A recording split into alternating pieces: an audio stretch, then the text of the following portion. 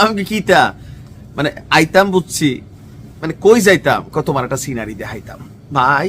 ভাবি কিন্তু আবার ইরানের খুব ভক্ত।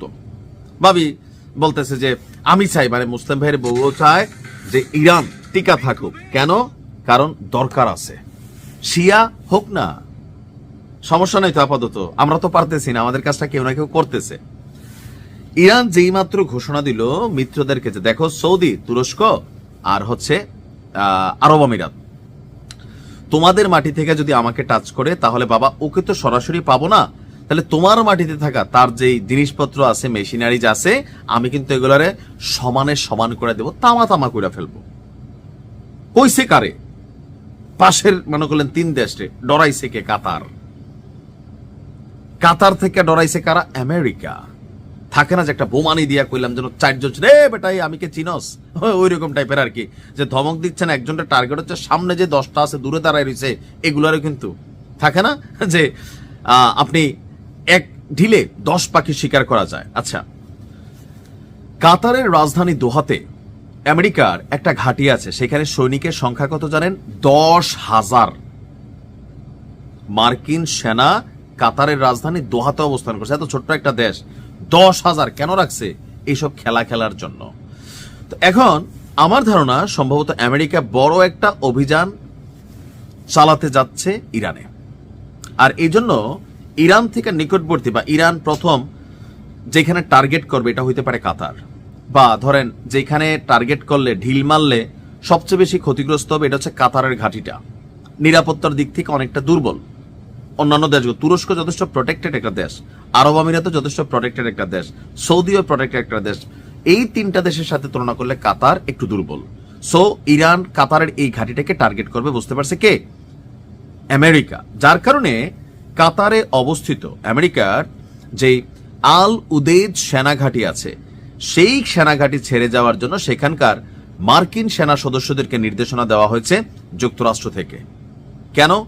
মধ্যপ্রাচ্যের সবচেয়ে বড় এই ঘাঁটিটিতে 10,000 সেনা আছে, সো তাদের জীবনের নিরাপত্তাটা জড়িত। এখানে যদি ইরান কোনো ঘটনা ঘটায়, রাগের বশে বা গোসায় গড়াই দেয়, তাহলে এত হাজার সেনার প্রাণ গেলে এই ট্রাম্প প্রশাসন মুহূর্তের মধ্যে ধসে পড়বে, অথবা এরপরে 3য় বিশ্বযুদ্ধ লাগাই দিবে।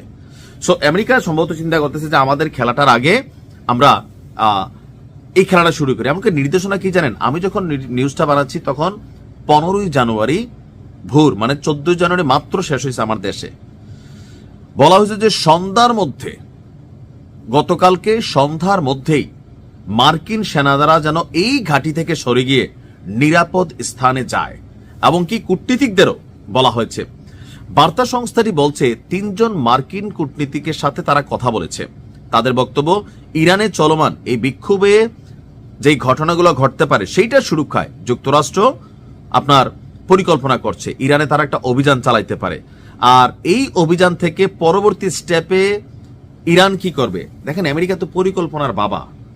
পরবর্তী না, 2য় 3য় ধাপ, যে প্রথমে লাঠিটা নিব, লাঠির থেকে যদি আমি লাঠিটা হাতেতে নেই, আর তার কাছে ফিরাড়া আছে, ফিরাড়া নিব, ওইটা নিলে মাটির একটা চাক্কা দিয়ে ফাইলা দিয়ে ঢিল মারবো, আর কিছু না পেলে একটা প্ল্যান থাকে না লড়াই করার আগে, তো টার্গেট থাকে ওইগুলা। ওইভাবেই কিন্তু কাজটা করতেছে। বলা হচ্ছে যে দোহায় অবস্থিত যুক্তরাষ্ট্রের দূতাবাস, তারা কিন্তু এটা নিয়ে আবার চুপ আছে। কারণ কি? এটা সাময়িকভাবে লজ্জার, যে দেখো ডরাইছো তো, কিছুটা হলে তো ডরাইছো, তাই না? এখন আমার কাছে মনে হচ্ছে যে ঠিক 1 বছর আগে যুক্তরাষ্ট্র ইরান একটা অভিযান চালাইছিল, খেয়াল আছে তো? তো সেই অভিযান চালানোর আগ মুহূর্তেও কিন্তু মধ্যপ্রাচ্যে অবস্থিত যে মার্কিন ঘাঁটিগুলো আছে, সেখান থেকে তাদের সেনাবাহিনীদের সদস্য, তাদের যে পরিবার বা যে বিশেষ যুদ্ধ বিমান টিমান কিছু জিনিস যেগুলো ধরেন এই যুদ্ধে কাজে লাগবে না, বাট কোনো টাচ করলে অনেক ক্ষতির মুখে পড়বে আমেরিকা, সেগুলোকে সরাই নিয়েছিল। তার মানে সবকিছু যদি ঠিকঠাক থাকে, আমেরিকা একটা অভিযান চালানোর প্রস্তুতি নিচ্ছে। আর কাতারকে কেন? সেটার মেইন কারণ হচ্ছে গত জুনে যুক্তরাষ্ট্র যখন ইরানকে হাত দিয়েছিল, ইরান কাতারের এই ঘাঁটিটিতেই কিন্তু টাচ করে বসছিল। সো ইরান এখানে টাচ করবে, ক্যালকুলেশন তাই বলছে। দেখা যাক কি হয়। তবে 3য় বিশ্বযুদ্ধ আসলে মানে আসন্ন, যা শুরু হয়েছে, আল্লাহ ভালো রাখুক।